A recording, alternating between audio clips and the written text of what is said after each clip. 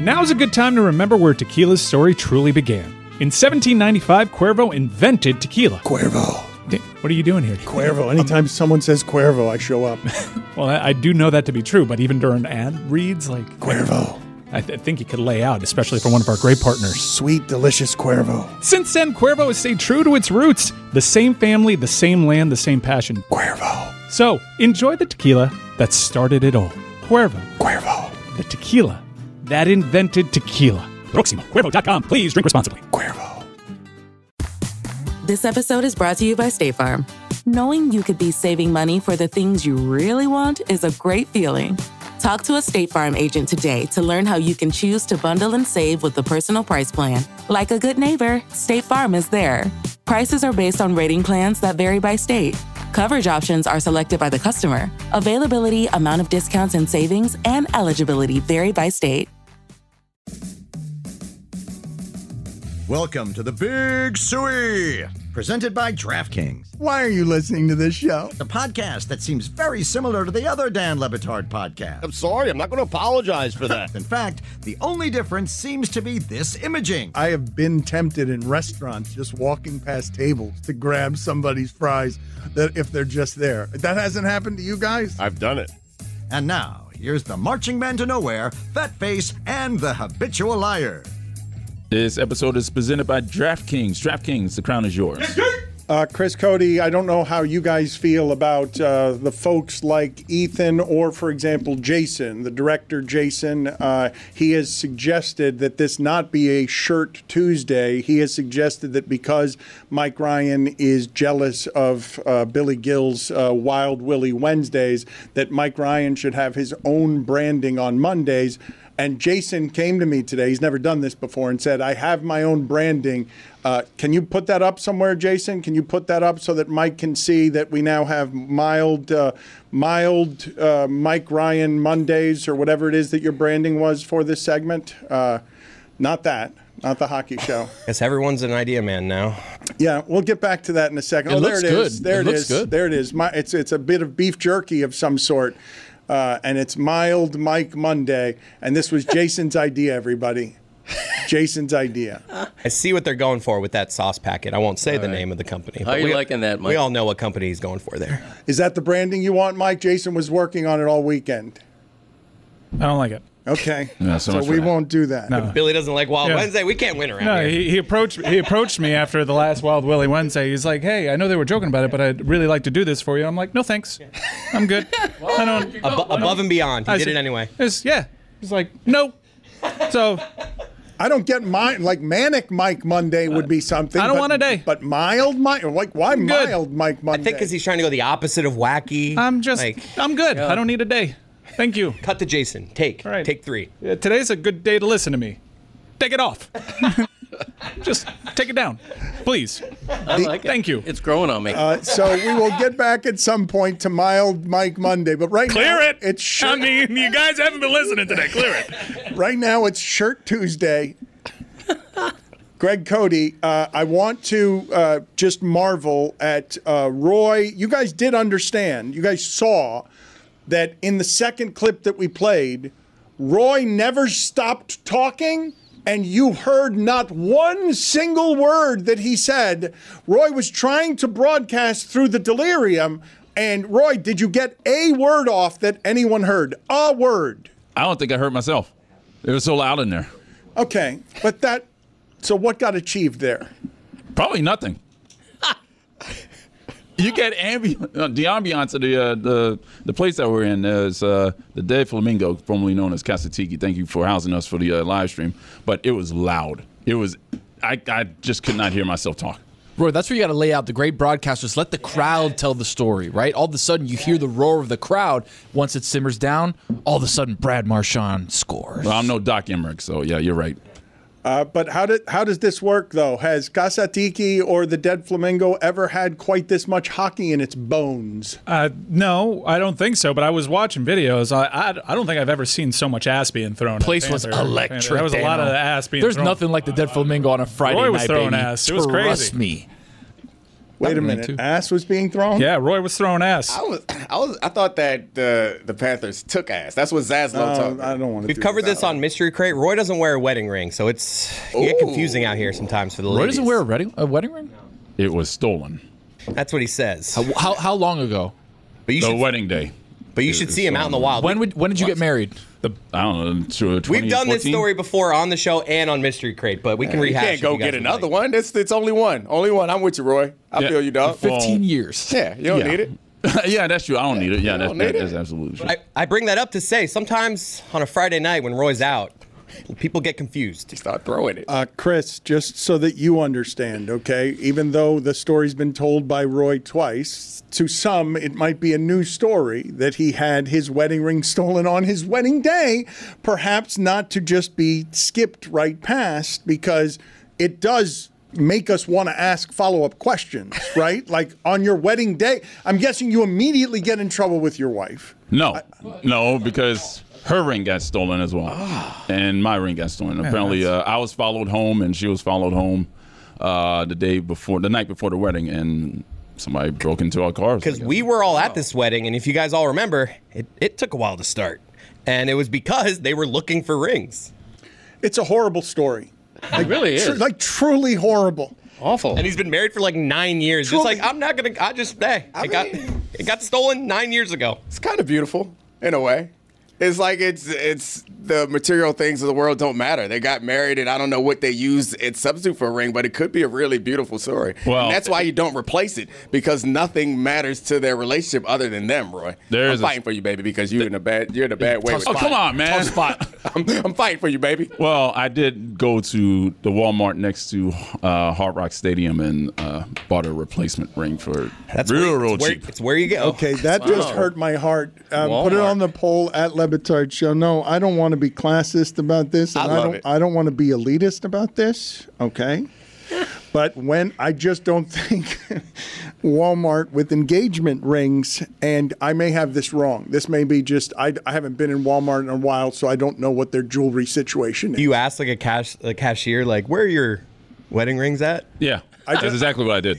So forgive me. Do I have this wrong when I ask the question legitimately of if your wedding day has your wedding ring stolen and then you have to go to Walmart to get replacement That's good luck, rings, they say. That sentence is good luck? Yeah. That sentence I just said is good luck. Well, I've been married for 10 years, so. Oh, happy anniversary, Roy. Thank you.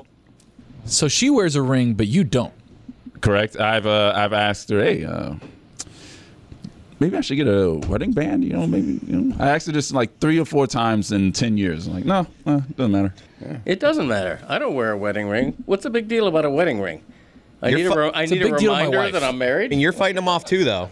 It's the public show of your taking. His narcissism runs so deep on love. He thinks the ring is the reminder that he's in love. I mean, why do you wear a wedding ring? I'm asking all my fellow married people out there. Because you're taken, you're not available. My wife really likes it. On Friday at Casa Tiki or at the Dead Flamingo. My wife really likes it. When ass is being launched to my trapeze across the floor. Yeah. Yeah. It is a little reminder. If ass gets launched, you catch the ass, and then you feel something. Not only do you feel the ass that you caught, but you feel a little ring that says, hey, why'd you throw that ass back? I'd like to know, again, whether Latin hockey is now a thing in the depths of Dade, South Florida, when Roy can't be heard because at a place I associate with Latin, the place is paying enough attention to what would normally be a soccer game to hockey for me not to be able to hear Walter Cronkite over here delivering the news. Oh, Marchand! Marchand! Oh, breakaway! Oh, back shot!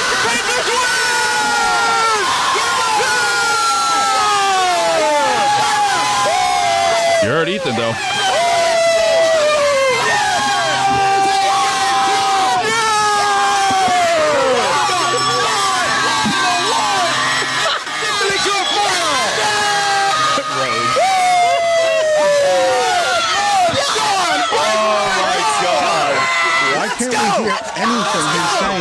I love that Cynthia, like 40 seconds in there, just like gives to Roy, like, Roy, something good happened. Wake up. Meadowlark Media, somebody, I'm imploring you. Stop Ethan now. If you guys let this keep going, it won't get better. It won't get better when he's around microphones. Roy is trying to speak and I can't hear him. But Ethan mics work fine. And that's exactly where our show gets torn apart, soap opera style, because the third voice comes for the first voice and it gets cutthroat. I've heard Ethan's opinions on hockey more than anyone here. God Almighty, does Ethan want his opinions heard on hockey? I got to defend Ethan. In that moment, you want chaos. You want screaming. Like, you don't want just laying out for Roy. Roy was trying to broadcast and What? Roy was. What? I couldn't hear Roy. You couldn't hear Roy. At one point, I hear game 2. I hear Roy say at one point. Anyway, moving on to other things. I've moved too far away from Greg Cody's feud with White Hat. It's the most attention I've gotten from him in about 6 months because he wants to go right back at White Hat because it allows him to promote his podcast and delve into his every narcissism because he's got a feud. And this hockey final has felt less good than the last one when he inserted himself in the middle of the final with McDavid is overrated. Yeah. So he's holding on to the embers of this particular feud to broadcast to promote your podcast with your feud with White Hat that I was told by Chris I would find disappointing.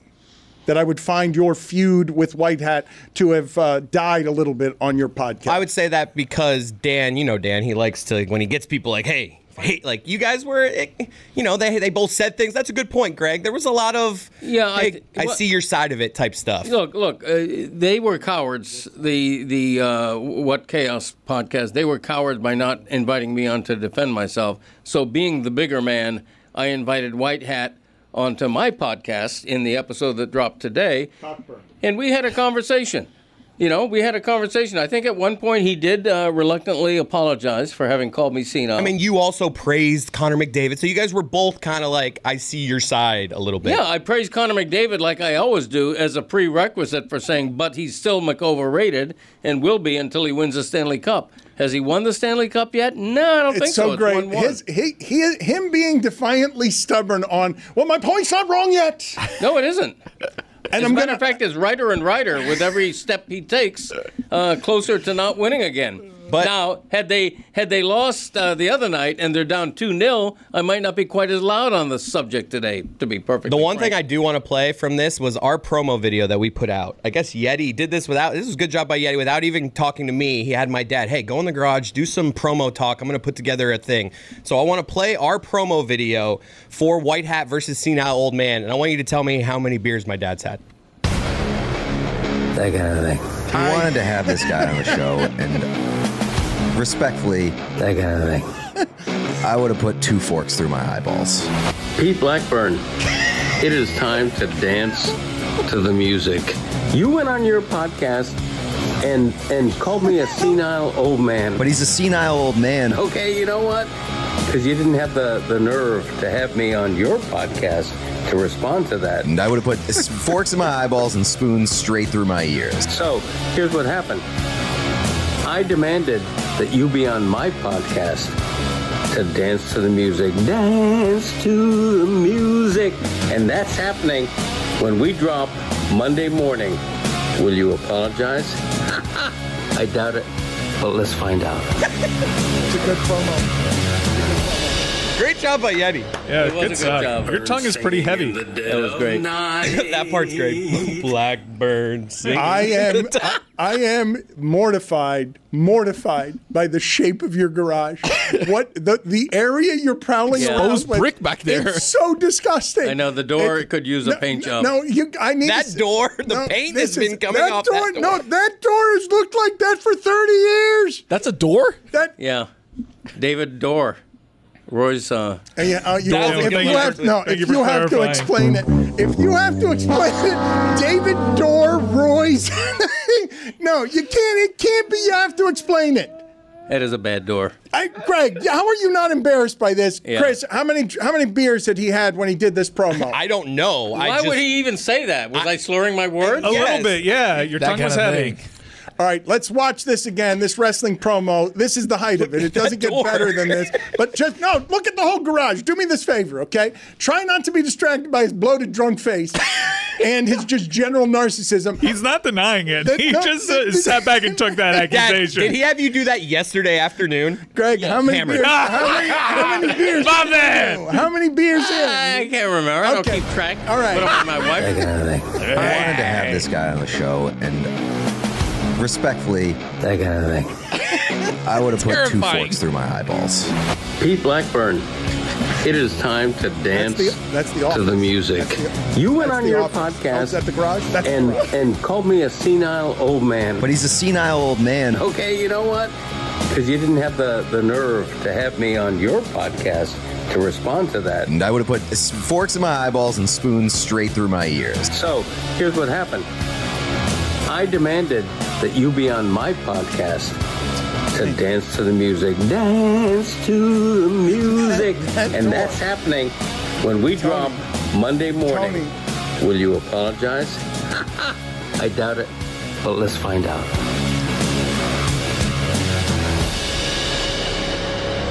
Blackburn singing in the dead of night. That part made me laugh out loud. That door looks like it's out of the original Saw movie. I was thinking the same thing. That is a place where people are tortured and die horrible deaths, nothing but suffering till the very end. His face is terrifying when he says that kind of thing. Imagine him leaning over you like, everything happening there is haunting. Connor McDavid's dad should be fearful that cometh his way. This is my dad in a nutshell. It's a horrific looking door, and then Wild Bill Cody's cane. That's right. Paying homage to his father right above it. I want you guys to enjoy the celebration. There it is. Cody in all his power. 7 beers in on a Sunday afternoon. Pretty good guess. 7, 8 beers in. That door, tell me it's not out of the movie Saw. Can you show me or play for me any of the podcasts, Greg Cody Show featuring Greg Cody, his feud with the White Hat? I just can't still get over the fact that Greg, while being accused of being a senile old man earlier this week, started this episode talking about a colonoscopy. I still can't get over that. I'm not pandering to anybody. You know, I'm talking about what goes on in my life. The photos of my colon. Okay, we don't need to get into it. You need to put those in a frame in the Louvre. That's how wonderful my colon is. How many polyps? I had as many polyps as McDavid has Stanley Cups. None. Okay? That's what I want to say. Okay, and I don't mean to rub that in, White Hat. We just kept calling him White Hat the whole episode. I couldn't remember his name. You think the joke is so good about having as many championships as you have polyps that you should make it? Line. It's good. Yeah, no, it's really good. It's strong. Strong line. It's strong. That number is 3. I mean, you know, most people have a couple of polyps, to be honest with you. I'm a 70-year-old man. Do you know that? I have a beautiful colon. I'm going to take your word for it. Yeah, I had as many polyps as McDavid has Stanley Cups.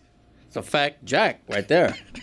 Oh, you actually got it right. Good job. Thank you. Thanks, Roy. And have you guys talked about redoing the door?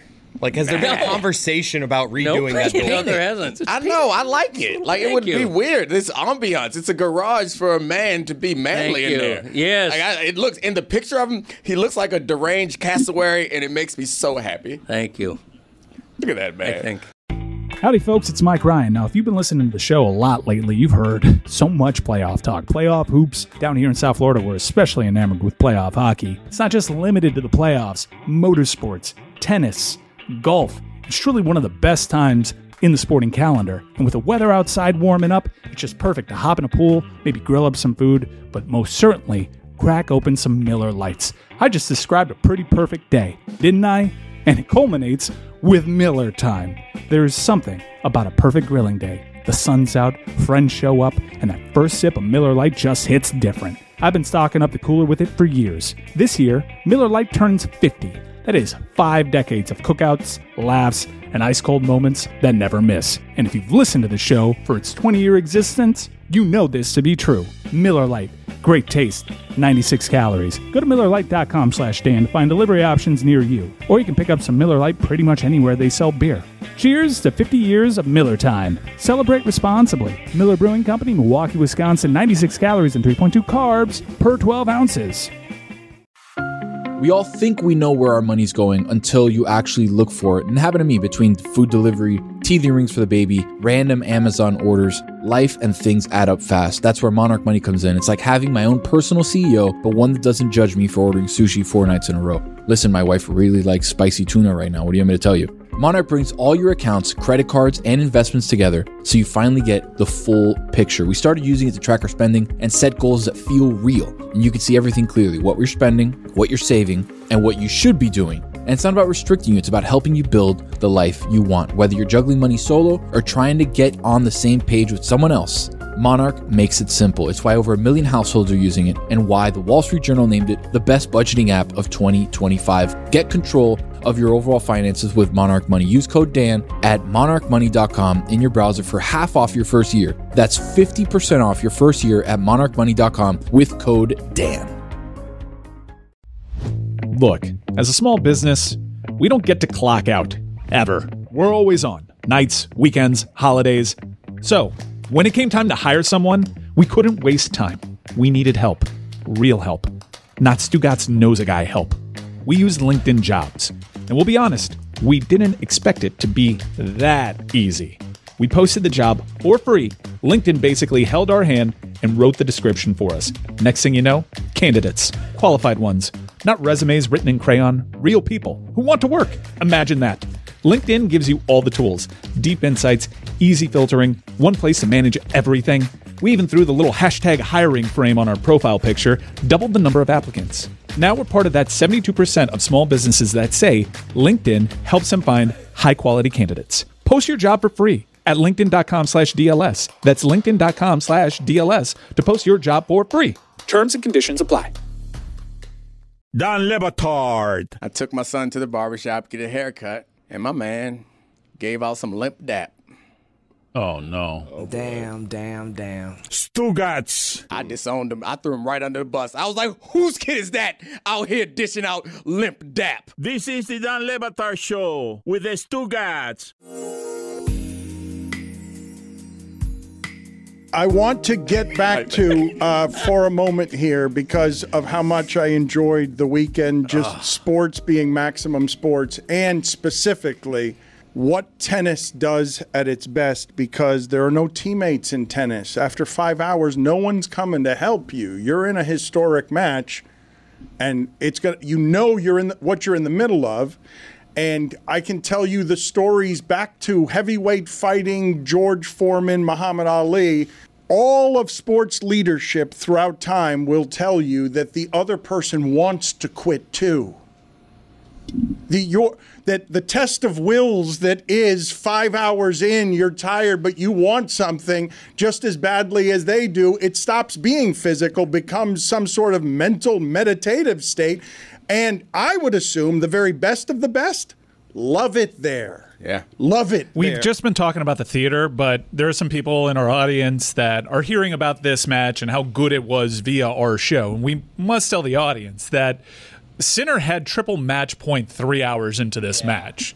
And Alcaraz battled all the way back. In fact, after Alcaraz won in the fifth set, there was a graphic that said time since Jannik Sinner's triple match point. Like, this was an incredible comeback. I understand both people want to quit. One very clearly wanted to quit less, and that was Alcaraz. Except the thing about it that was so impressive and enjoyable to me is they're both incredible champions that fought back. Because normally in a situation like that, you get like a collapse. There were times, so once Alcaraz fought all the way back and took control of that match, Sinner's limping around, grabbing for cramps, but then retakes the match. And we're like, damn, Alcaraz did all this and he's not going to win. Then Alcaraz takes it all the way back and Sinner's fights back. That's the mental toughness that I was speaking of that's so incredibly impressive. And then it also was made even more enjoyable because of the clash of styles. Like Sinner's a giant smashing server, power tennis player, and Alcaraz is this ridiculous, like he has power too, but he's this ridiculous athlete that's twisting the ball on these absurd angles and gets to everything. Like, it's just so fun watching what looks like a wildfire versus a snowstorm, and you don't know who's going to win. And that's the part to me that just got me so like entranced by this game or this match. I have to say, I have to give a shout out to Coco Gauff, though. I mean, we're talking about the men's match, and rightfully so. It was a marathon. It was epic. Coco Gauff, who's from around here, lives about 90 miles north of here in Delray Beach. She just won her second major at age 21. She can be what we've been missing since Serena Williams retired. She can be that. I'm not saying she will be, but this is not a false alarm. Coco Gauff is that good. She just beat the world's #1 player. It was 2 1-versus-2 matchups this weekend, not just the men. Yeah, and Gauff, I think she's been on the scene since she was about 14 or 15 years old, and I think we had expectations of her being as good as Serena.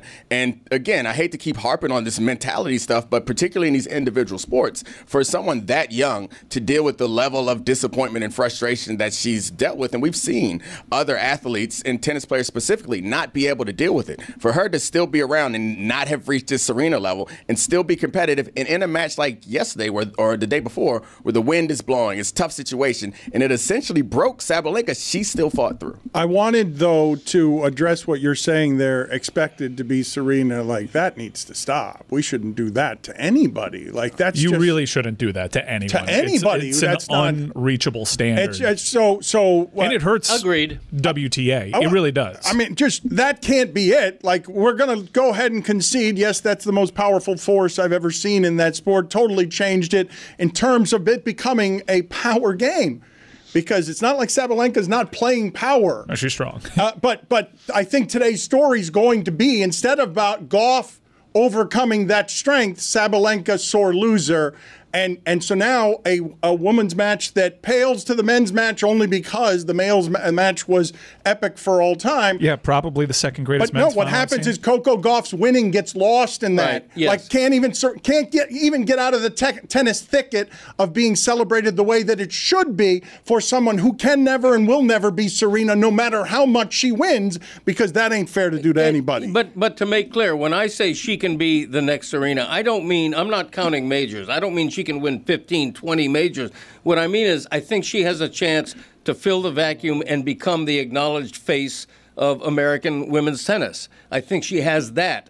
And I think she does have it already. I don't know. Keys, I mean, there's a couple of other women who are in the top 10. It's pretty clear. It's Coco. And what was so cool about the French Open, just on both sides, was you had finals 1 versus 2 in each side, which on clay, it's such a variable that is hard to predict, and there are so many specialists that you don't typically get that. And to have 1 versus 2 meet in the final in both sides, and also for those matches to deliver, it was a great weekend for the sport. I also thought Turner knocked it out of the park as a first-time rights holder. They were fantastic. I think it was a huge victory for Gauff, and the reason is that she won the 23 U.S. Open, so it's going on 2 years now. When you win one major and you don't win a second one for a couple of years, even though it's just a couple of years, maybe some doubts creep in.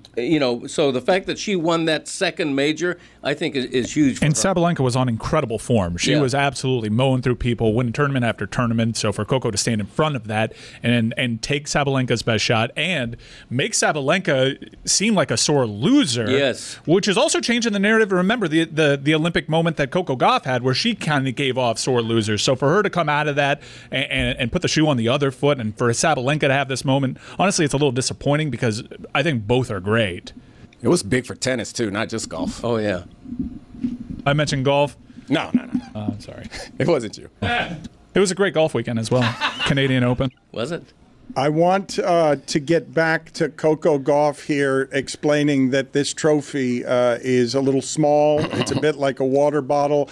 It is. Yeah, I don't have this wrong, right? That as tennis took over sports for a day, or tried to, around what basketball was doing last night, you had an epic men's match, one that you remember because it's just stretching your day out, your morning out. And then you've got Coco Gauff winning a trophy where she ends up being is she going to be the fourth story? Because Sabalenka's sore loser talk is something that people are going to turn into the story of her winning this tiny water bottle trophy. Hi, I just won French Open for Roland Garros, and this is the trophy that you guys see, the one that we take pictures with, do press with, and all that. But actually, we don't get to take this home. This stays with the tournament, and I'm going to show you guys the one we take home. It's a lot smaller. So this is the one we take home. It's like a mini replica of the trophy, and yeah, I guess to compare it, it's reference. Next This to a is little water Perrier bottle. This is a cup. That's how small it is. But, Wow. you know, it's the memories that matter the most. French Open not liking that. Is it the memories that matter most, or do you want some good? You want some good hardware there? Like how much I is think it's that? the prize pool money that matters the most. Not only is it small, but it sounded flimsy. The way it like opened, it sounded like. But do we know very little about perhaps fine merchandise like this? Is it possible that this is very well made and worth thousands of dollars? It should be, should it not? It didn't sound like it. It sounded like 10. I mean, I'm sure it's pretty valuable because they only give out one every year for each side. So it's probably pretty valuable. It's not something I think you would. Well, I guess to put in a trophy closet is perfect. I bet you guys could look it up and find out what that is actually worth, because I'm going to guess it's worth thousands of dollars. You guys think it's aluminum or made of tin. You think it's $99. You think you buy it in the same jewelry place that you buy your Walmart engagement stuff. Out of gift shop. You think that's $99.99? I can get that trophy if I just go to Amazon. Right next to the oversized tennis ball. Does Walmart have a jewelry department? Yes. I never knew that. We already sound did classist. this. Yes, I already apologized for this. Where were you? Well, you when also brought it back to it, Dan. Yeah. It's in the middle of the store, right behind the registers. Okay. I was in a Walmart yesterday for the first time in years. Didn't even consider that you could buy a ring there. That's crazy. Were you not here when we just discussed this? Did you discuss that Walmart has a jewelry store? Were you not here? No, I don't remember that being discussed. Shirt Tuesday. I mean, old white hat there. It was on to something. I don't remember that being discussed. Maybe I was doing show research. Sometimes I do. Sometimes when you say, Greg, quit typing, it's loud, I'm doing show research.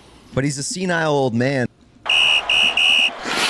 Okay, Minor penalty, 2 minutes for not listening. No, replay when that was discussed. I remember him saying that he bought his ring in a Walmart. Greg, I said I'm going to sound classist and elitist here. I was not aware that they sold engagement rings at Walmart. I said that's not the same thing. That's not the same thing as asking whether or not they have a jewelry department. You can sell a ring without having an entire department. Did you not devoted hear to the jewelry. penalty? No, I hadn't heard that either. Minor penalty, 2 minutes for not listening. It's true. You know what? I accept that penalty because I wasn't listening. Well, thank you. Oh, thank you. Thank you for being kind enough to accept the penalty. The penalties I don't agree with, but this one I did. The shirt looks great, though, buddy. the small replica trophy is made of pure silver. Nice. Thank you. So at 14 kilograms of silver, you take the market price in. This is all courtesy of artificial intelligence, by the way. So it may not be right. Raw material value of around $11,000 to $14,000, if that is indeed pure silver. That's not true. The men take home a similar size trophy, right? Like I think that's the only way that it would be that it would offend me is if somehow they send It's 4 times bigger. Yeah. Typically, although Nadal did receive a full-size replica in 2017 after winning his 10th, a unique honor. Okay, yeah, that's fine. You got to get 10. I'll allow it. Thank you for allowing it, Chris. I will tell you guys that I got scared there, that all of a sudden, because I don't know the value of or weight of gold or silver, that I have from last week a scar on me from thinking that $1 million worth of gold would weight down a car so much that it couldn't move. And then you guys told me, nah, it's about 9 pounds worth of gold. When it came to silver, I was scared that you were about to say, no, it's made of pure silver and you can get it for $12 because whatever. I don't know that Nadal's is that size, though. You're telling me, you're saying, I know he got the real one. Nadal, for his 10th, One he got time. a full-size replica. The male trophy has to be the same size, does it Yes. not? Were you crossing your fingers, Chris? For us, for all mankind. In terms of being Not a good look. in terms of being a much smaller replica, yes, that's the case for the men's. Am I an asshole and is Greg an asshole for not knowing that Walmart had a jewelry department? I think it just shows that you guys don't step in a Walmart. I mean, it's not a new thing. Like I feel like Kmart had a jewelry department when I was a kid. Like the same sort of stores always had a jewelry department. Walgreens. I'm not sure that I. Service merchandise. Service Sears. Mervyn's. We're in agreement Haldors. that it is a horror story beyond horror stories to have on your wedding day a robbery that steals the ring and then forces you to go to Walmart or anywhere in an emergency to have a part of your wedding day be trying to retrieve something that was stolen from you so that you can have a memory of the day that doesn't feel taken by somebody. Yeah, my mom blamed me for it. Going to Walmart in the car. Going to Walmart just feels rushed. It's not on that. It's not that I'm judging going to Walmart. In that spot, if a ring is stolen, this is a big purchase. All right, we're going to slow down here. We're going to take a beat. We're going to get married, and we'll get a ring at a later date. Hopefully it was insured, but I might be alone in this and like understanding that at that moment it feels terrible. But I kind of think it's a cool story overall. And at the end, it's like when you have this different ring, you're like, hey, let me tell you how this happened. It's much more exciting than my wedding day story. Yeah. They just were there, and I put them on. Yeah, pretty boring. Being a victim is exciting, yeah. You guys are putting a good face on it. Being a victim is romantic and beautiful sometimes. Dominique did say earlier it's beautiful. I think it is. It is memorable. I will give you memorable. Like, if it were a ring that like stood out, was unique in its quality, and people are like, hey, it sparks the story. Like, why does Roy have a lime green plastic ring? Well, let me tell you, Princess Claire, about the day me and your mother got married. It was a harrowing story, but now I left my car unlocked. 10 years later, we're still together, and that's all that matters. But if a wedding ring is indeed a symbol for love and nothing more, the idea that you would have the intimate and violation of having it stolen when symbolically it meant something to you as a gift to your wife that was forever, to have it immediately stolen, symbolically. Not beautiful. I think it's beautiful. We can agree to disagree. We can find, to each their own, I guess. It's human. I think it's beautiful. Greg returns breathless from his penalty with his books in tow and his publicity in tow. The Greg Cody Show with Greg Cody. Oh, you're going to say featuring. Featuring Greg Cody. There you go. Finally, you got Greg Cody. We have more sound from his beef that went polite with White Hat. It seems like we're stealing all the material and not giving anybody any reason to go check out his podcast. Oh, there's plenty more in there, believe me. We don't have another clip. We had the promo wrestling video where he's hammered, and we had the one that he's... All right, so we agree that he's... No, I wasn't hammered. I play along. Yeah. You know, when people say things like that, what am I going to do, argue? I wasn't hammered, okay? The NBA Finals last night corrected themselves, and I would have said after how amazing Game 1 was that I would assume that what will happen after that is the same thing that happened when Allen Iverson stepped over Tyronn Lue to beat the Lakers in Los Angeles a million years ago and then lost in 5 games. 4 straight. Because, I think that's what's going to happen here, but what a charming thing that Indiana did in Game 1. I think it's what most people expect to happen. But when Indiana wins Game 1 and wins that way, it makes it at least a more interesting series. It's the best possible result you could have gotten in Game 1, and then it corrects itself because OKC never loses 2 in a row. They always do that. They haven't lost 2 in a row since like 2023. Wow. That defense is asphyxiating. Halliburton and everyone on that team. Like, I remember watching the game last night and feeling like Siakam was like having a good game, and then like he hit a bunch of free throws, but then I looked at the box score afterwards and it's like he was 3 for 11. Like, he was the most productive, it felt like, or effective like play creator who was getting into the paint, and he himself was getting destroyed. Well, I want to ask you guys how you feel about when you're watching playing for the championship. We've talked so much. Shai Gilgeous-Alexander is not going to work for the storylines you want on narratives when the markets are 25 and 47. How am I going to sell to the American people, hey, you know how this thing wins? It chokes you out. Yeah. It just chokes you out. Your offense will be extinguished because they've got athletes and like, look, I don't know how to measure what Lou Dort does, but you're going to go 3 for 11 if you're Siakam, and it's no knock on Siakam. Torture chamber. But I'm saying, like, how do we sell that as next face for the league? Nobody was doing that on narrative when they tried. I think Game 1 did plenty to sell this series to the American people, and I I do kind of think that looking at the ratings or arguing about the ratings is relatively lame. And I know it's a crutch for people that don't watch a series because I used it for Bucks Suns when I did not watch that series or care about it, and I just pointed to the ratings as affirmation. See, I'm not the only person that doesn't care about this, but it doesn't matter. Like, the landscape of television ratings has changed so much that you just kind of got to totally disregard that. I'll worry about ratings when the broadcasters and league worry about ratings. Exactly. And same point too, like, ratings are for dorks. Who cares about what the ratings are? Does the ratings change how the basketball is being played? No, it's the billionaires that own the companies are like, damn, the ratings are down. What do I give a shit about that? I saw great ball, okay? If you're not watching for the ball, what are you doing? You're watching for the ratings? What are you, a dork? All right, talk about some ball then. You're worse than talking about ratings is talking about people who talk about ratings. That's what I'm saying, but I had to make my point known. It was already made. Do you like ratings talk? I don't like ratings talk. Okay, just making sure. I want to talk some dork. But he's telling you, give him some ball. He doesn't want something. Okay. Give him some ball. Give me some Wiggins talk, Excellent. baby. So,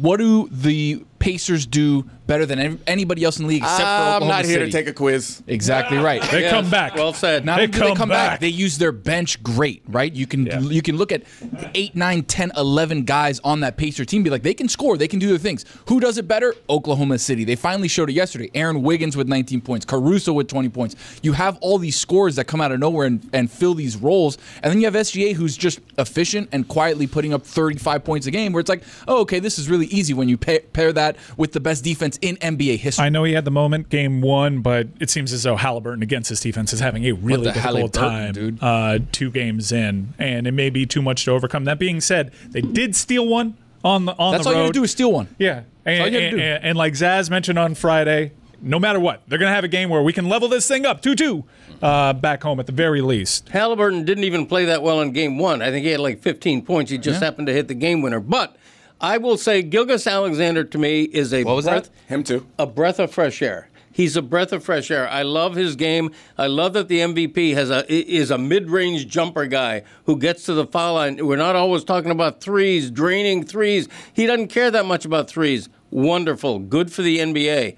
Very good for the NBA because he's different than the usual star. Disagree on all counts, including how you said his name. Okay. You don't like that somebody who has a mid-range jumper can win an MVP in the modern NBA? I don't like the free throw stuff as much. Because free throws and defense don't excite me. Well, you're spoiled. You're used to something else. I mean, I think the pushback, so the SGA stuff is really fun because it's unique. I think that's also why we find Jokic particularly fun, because it's unique. It's not something that we've become accustomed to. But I think that we are trying to pretend like we're some level of ball lovers that we're not when we don't. Speak for yourself. When we're not honest about the best shit to watch is somebody slashing and banging and doing exciting stuff that we grew up falling in love with. Like, we can pretend that SGA is something we love, which, no, not pretend. SGA is something we love, but you cannot lie to me and tell me that you wouldn't rather see Minnesota go off in that situation. Well, of course, when you watch Anthony Edwards and the way he plays, you're like, oh, yeah, that's it right there. Like, that's what the MVP should look like. But then SGA goes for 38 on 11 of 10 shooting, or 10 of 11 shooting. You're like, Put it on the poll, please, Juju, at Batard Show. Are ratings for dorks? Is it about knowing and speaking ball? Lou Dort, I know his name's not actually Lou, but that is the least imposing name that has ever had a should go by his full name, Lou Gens. Lou Dort doesn't work for me as imposing. Is it Dort or is it Lou? It's the Lou that's the Lou. The Dort for me. Yeah, Dort. It's Dort. One syllable, just Lou Dort. Is it the two? There's something about Lou Dort that doesn't work as a Dorture chamber device. I feel like it's the or in it that's like it's not. It's. I think it's the whole 2 syllables of the thing. You think so? It's Lou Dort. I think it's those specific syllables because I feel like you could hit somebody with something sharp if you had sharper syllables. It's just that it's like the best. The baseball player Ed Ott. Is it as funny? Ed Ott. Nah, dude. See, it's because it's sharper. It's Ed Ott. It feels it's punchy. Yeah, but one syllable. Lou Dort. We're in agreement, right? That Lou Dort doesn't give off intimidation, but we are disagreeing about the fact that we're not going to know how to cover a team that just strangles you to death. Like, how is that storylines and drama? How's that next face of the league stuff? I mean, when they have the MVP, it goes beyond just that. Right. Why are we afraid of? They also score a lot of. This is a new and unimproved Dan Le Batard show with the Stugotz. Gamble on by DraftKings. Look, as a small business, we don't get to clock out, ever. We're always on. Nights, weekends, holidays. So, when it came time to hire someone, we couldn't waste time. We needed help. Real help. Not Stugotz knows a guy help. We used LinkedIn Jobs. And we'll be honest, we didn't expect it to be that easy. We posted the job for free. LinkedIn basically held our hand and wrote the description for us. Next thing you know, candidates, qualified ones, not resumes written in crayon, real people who want to work. Imagine that. LinkedIn gives you all the tools, deep insights, easy filtering, one place to manage everything. We even threw the little hashtag hiring frame on our profile picture, doubled the number of applicants. Now we're part of that 72% of small businesses that say LinkedIn helps them find high-quality candidates. Post your job for free at linkedin.com/DLS. That's linkedin.com/DLS to post your job for free. Terms and conditions apply.